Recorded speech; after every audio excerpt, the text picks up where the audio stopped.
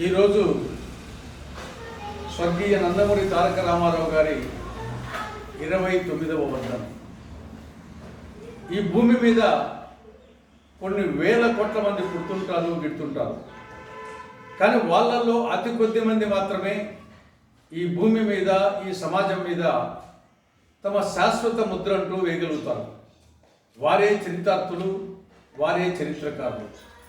అటువంటి అతి కొద్ది మంది కోవకు చెందిన చరితార్థుడు, చరిత్రకారుడు, కారణజన్ముడు, యుగ పురుషుడు స్వర్గీయ నందమూరి తారక రామారావు గారు.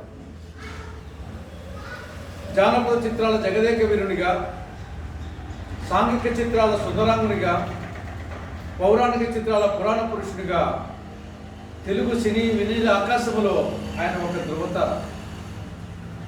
రాజకీయాలలో ఆయన సరికొత్త వరవడి.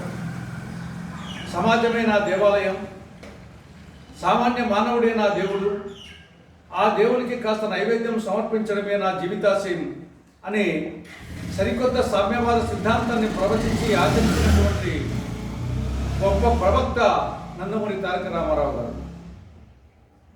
తెలుగు భాష గొప్పతనాన్ని, తెలుగు జాతి గొప్పతనాన్ని ఖండాంతరాలకు వ్యాపింపజేసిన తెలుగు యశోవల్లభుడు, తెలుగు తల్లి ముద్దుబిడ్డ స్వర్గీయ నందమూరి తారక రామారావు గారు.